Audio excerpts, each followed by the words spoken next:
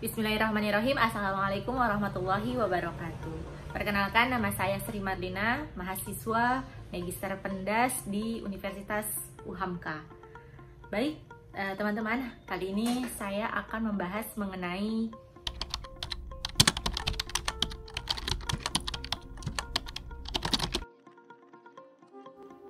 berbicara mutu pendidikan, berbicara komitmen jangka panjang.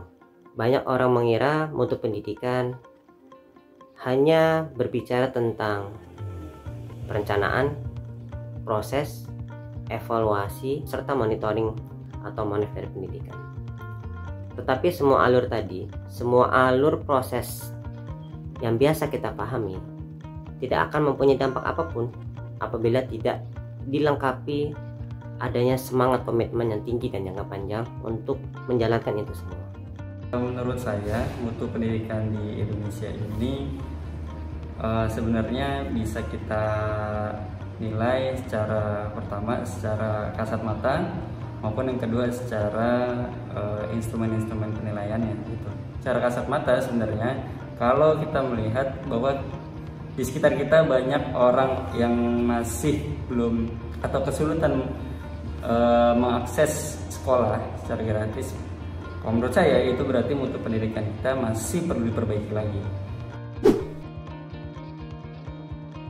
Baik, pertama kita akan mengulas terlebih dahulu tentang Indonesia. Indonesia merupakan negara yang memiliki sekitar 217.000 sekolah dan jumlah murid 45 juta serta jumlah gurunya 2,7 juta. Namun sayangnya kita adalah salah satu negara yang memiliki performa yang paling rendah. Baik, kita lihat menurut PISA. PISA adalah Program for International Student Assessment. Indonesia ranking ke-62 dari 70 negara. Selain itu, ada riset terbaru dari Profesor Len Prinsep, yaitu seorang profesor dari Harvard University. Dia telah meneliti khusus anak-anak di Jakarta usia 15 tahun yang ternyata anak-anak di Jakarta itu ketinggalan 128 tahun dibandingkan dengan anak-anak di negara lain. Kita ini tertinggal di 3 bidang, yaitu Maths, Science, dan Reading.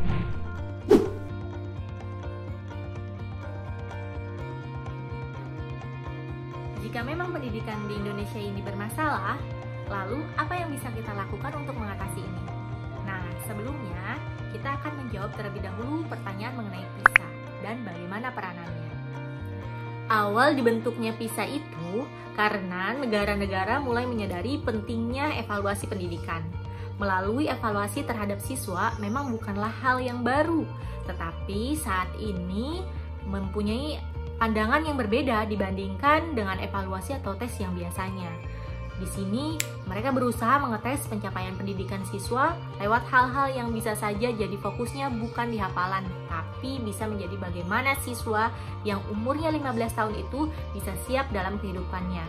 Karena penyelenggaraan PISA menyadari bahwa menghafal saja tidak cukup untuk kita dapat menjalankan kehidupan dengan baik. Ada 3 hal yang perlu ditekankan oleh sistem pendidikan.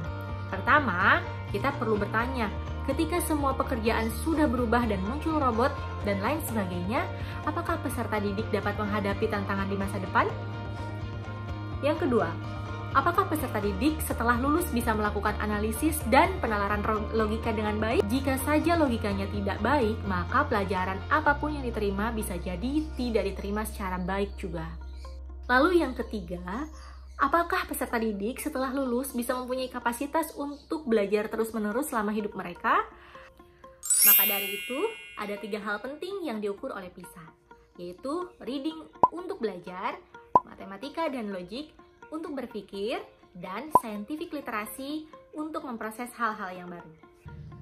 Saat PISA dibentuk, terdapat beberapa kasus di mana tenaga yang siap bekerja dan lulusan pendidik sudah banyak sekali. Namun masalahnya, skill atau kemampuan lulusan tersebut tidak match dengan yang industri butuhkan.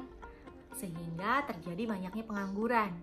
Di sisi lain, banyak industri yang berkembang sangat cepat dan banyak skill-skill baru yang dibutuhkan di market. Namun, supply-nya atau tenaga kerja yang sudah lulus tidak mendapatkan skill-skill yang dibutuhkan tersebut. Makanya, sebuah negara dibutuhkan nilai skor yang tinggi agar dapat adaptasi dengan pekerjaan-pekerjaan dan tantangan baru. Lalu, apa artinya jika skor PISA sebuah negara itu rendah? Jika kita coba lihat sejarah dan tujuan dari PISA sendiri, maka bisa dikatakan bahwa ketika sebuah negara rendah, dalam hal ini skor Indonesia rendah, maka bisa dikatakan bahwa lulus dari pendidikan formal di Indonesia itu tidak dapat membantu peserta didiknya untuk menjalani hidup dengan baik setelah mereka lulus. Dalam hal ini, peserta didik Indonesia kurang disiapkan untuk masuk ke dunia industri atau pekerjaan dan berkontribusi kepada masyarakatnya. Kita dapat melihat sekarang, baik lulusan SMK atau perguruan tinggi, angka penganggurannya cukup tinggi. Mengapa? Salah satunya karena adanya gap skill tadi yang dibutuhkan oleh industri dan yang dipelajari di sekolah ini merupakan masalah besar. Dari indikator ini, kita dapat melihat pendidikan di Indonesia ini perlu diperbaiki. Solusinya tentu kita perlu mengevaluasi sistem pendidikan di Indonesia dan mengubahnya dengan sistem yang lebih baik. Akar permasalahannya adalah mengenai sistem pendidikan massal di Indonesia, yaitu sistem pendidikan yang membuat standar yang sama untuk seluruh peserta didik dan berorientasi pada nilai, sehingga mematikan nalar berpikir kritis, menyeragamkan kemampuan, di saat yang sama menghilangkan jati diri dan keunikan setiap peserta didik. Selain itu, masalah pendidikan berada pada kualitas atau mutu pendidikan. Faktanya, jumlah sekolah dan jumlah murid pada setiap tahunnya itu meningkat, namun tidak menjadikan pendidikan itu lebih baik, karena masih banyak sekolah yang belum sesuai dengan standar dan kemampuan gurunya yang masih jauh dari harapan. Pendidikan harus kita perjuangkan, karena merupakan kunci kemajuan di masa mendatang. Karena melalui pendidikan, kita dapat membantu petani dalam merawat sawah, membantu peternak mengembala sapinya, memudahkan dokter dalam menyembuhkan penyakit dan mencarikan obatnya, lalu meluncurkan satelit canggih ke luar angkasa, merancang robot untuk membantu manusia, membuat akses internet yang cepat untuk semua, hingga menciptakan perdamaian dunia. Namun, untuk mengatasi hal ini, kita harus berakit-rakit ke hulu. Semua menganggap bahwa pendidikan itu adalah hak segala bangsa. Maka, kita harus membangun sekolah yang bagus di desa-desa, melatih kemampuan guru, menyediakan makanan dengan protein tinggi untuk memperbaiki gizi anak, dan merombak kurikulum agar semua anak dapat berkembang sesuai minat dan bakatnya masing-masing. Terakhir, pendidikan Indonesia akan maju jika kita sebagai pelajar Indonesia memperbaiki diri kita sendiri. Walaupun mendapat nilai yang jelek, kita harus dapat menghargai proses belajarnya dan membuang jauh-jauh cara curang untuk mendapatkan nilai yang tinggi.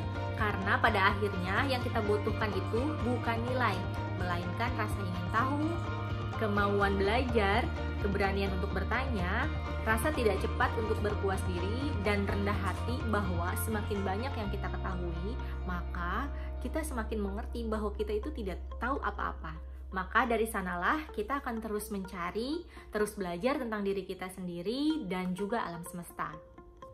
Jika diurutkan, masalah yang harus kita benahi memang panjang dan sangat banyak.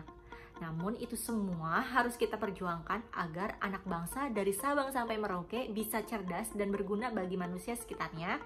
Dan ini didapatkan dari senjata yang paling ampuh bernama pendidikan. Seperti yang pernah disampaikan oleh Bapak Pendidikan, yaitu tentang tujuan pendidikan, bahwa untuk mempertajam kecerdasan, memperkukuh kemauan, serta memperhalus perasaan. Alhamdulillahirrabbilalamin. Terima kasih semuanya. Mohon maaf jika ada kesalahan data atau kesalahan ucapan. Wassalamualaikum warahmatullahi wabarakatuh.